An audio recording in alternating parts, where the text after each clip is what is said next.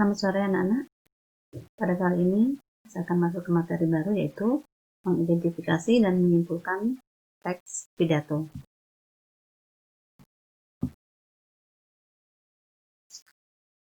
Teks pidato persuasif.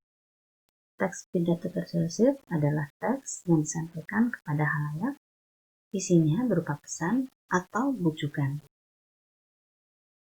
Menyimpulkan isi teks pidato persuasif. Menyimpulan berarti memaknai kembali isi suatu pidato. Dengan demikian, kita perlu memahami hubungan antara pernyataan yang penting yang ada dalam teks pidato tersebut. Menelaah dan menyusun teks pidato.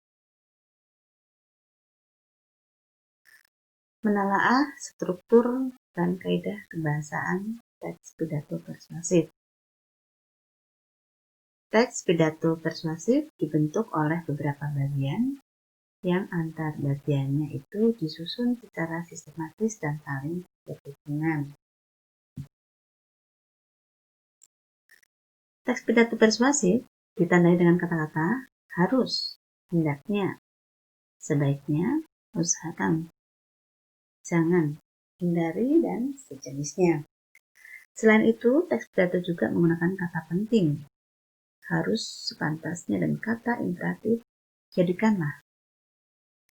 Kata-kata sejenis juga sering pula kita temukan, seperti jangan dan waspadalah. Kaidah-kaidah kebahasaan lainnya yang menandai teks persuasi adalah sebagai berikut. Menggunakan pernyataan langsung atau sapaan orang kedua seperti hadirin, Bapak Ibu, saudara-saudara. Menggunakan kata-kata teknis atau peristilahan yang berkenaan dengan topik yang dibahas. Menggunakan kata-kata penghubung yang argumentatif, misalnya jika, maka, sebab, karena, dengan demikian, akibatnya, oleh karena itu. Menggunakan kata-kata kerja mental seperti diharapkan, memprihatinkan, memperkirakan, mengagumkan, menduga, berpendapat. Menggunakan kata-kata perujukan seperti berdasarkan data, merujuk pada pendapat. Nah, itu adalah contoh-contoh penggunaan kebahasaan dalam teks pidato persuasif. Menuangkan gagasan ke dalam teks pidato persuasif. Teks pidato persuasif merupakan teks yang dikembangkan berdasarkan suatu isu. Oleh karena itu, untuk mengembangkannya, kita harus menentukan isu yang dianggap penting dan menarik untuk khalayak.